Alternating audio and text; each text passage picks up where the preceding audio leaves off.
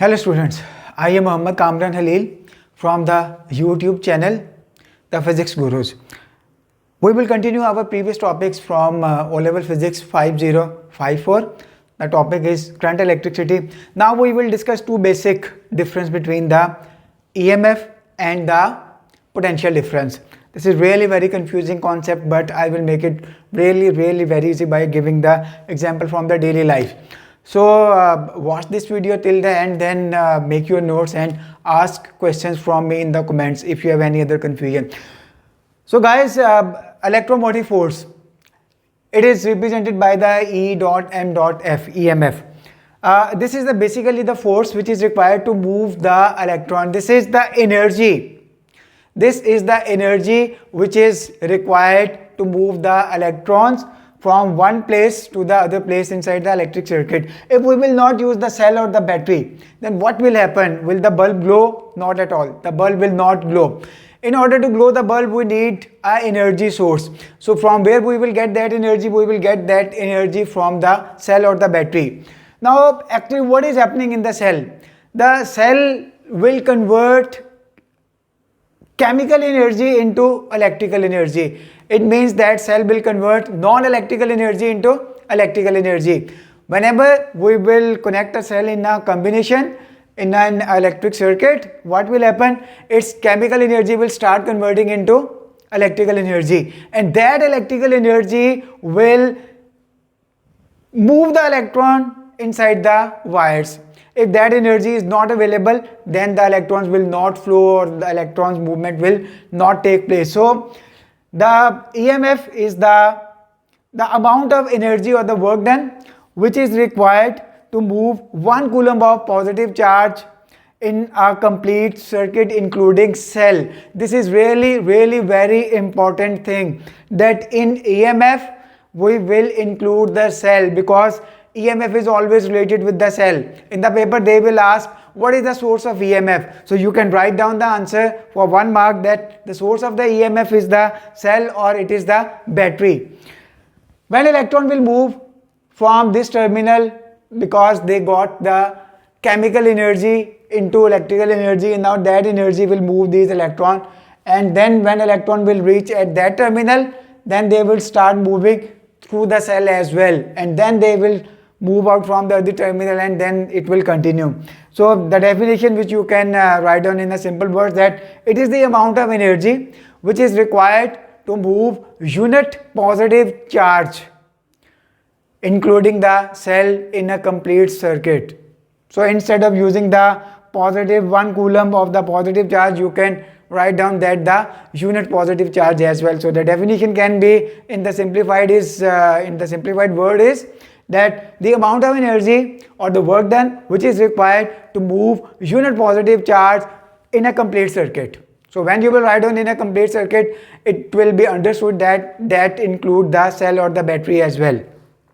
Now we will talk about the potential difference. You already know that the difference is always between 2 points. Now what are those 2 points? That these 2 points across any electrical component. So it means that PD is related with the difference between the terminal of an electrical component, whatever the component it can be, whether it is a lamp, it is a buzzer, it is a bulb, it is a resistor, whatever the component we will attach. So potential difference, what is happening to the bulb? The bulb will get the input as an electrical energy, and then it will convert electrical energy into light energy. It means that at that point, what is happening? The electrical energy is converting into non-electrical energy, while in EMF the vice versa was happening. The non-electrical energy was converting into electrical energy. So the definition of the potential difference is that this is the amount of energy which is required to move 1 coulomb positive charge between 2 points by converting electrical energy into non-electrical energy. Or in the simplified word, you can write down the definition that the amount of energy which is required to move unit positive charge between 2 points by converting electrical energy into non-electrical energy. So this is the basic difference between the EMF and the PD. So the difference is that in EMF, the non-electrical energy will convert into electrical energy, while in PD the electrical energy will convert into non-electrical energy. The second difference, in the EMF, the charges will pass through the cell or the battery, while in potential difference the charges must pass through an electrical component, whatever the component that is placed. And then the similarity between the EMF and the PD is that the both required energy to move the charges, whether that is electrical to non-electrical or non-electrical to electrical energy. And then what is the next thing, that what is the formula for the EMF and the PD? The formula for the EMF, the PD is the same. So work done over charge, or it is the energy over charge. And the PD, the same formula we will use, and then we will write down the formula. PD that is equal to W by Q, or PD that is equal to E by Q. So this is a formula which has been used in the solving of the numerical problem. The unit of the EMF or the PD, whenever you will take out a cell from the clock, you will observe that it is written 1.5 volt. So volt is the unit of the PD as well as the EMF. So the unit of volt is defined as that when 1 joule of work is done to move unit positive charge or to move 1 coulomb charge, then that is called as the 1 volt. So this is the definition which we have to remember. By a very simplified method, I will let you know how can you define the 1 volt. PD is always in 1 volt, the work done is joule, the charge is in coulomb. So you can define the definition from this expression as well. And if they will ask that define the 2 volt or 5 volt, then 5 volt that is equal to 5 joule of energy is required to move unit positive charge, then the PD is called as the 5 volt.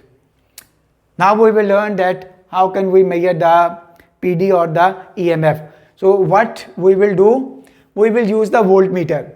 The voltmeter is connected in parallel combination. The ammeter which we have discussed, that was connected in the series, while the voltmeter is connected in the parallel combination. So if I want to find the voltage across the bulb, what I will do, I will connect a voltmeter in parallel combination like this.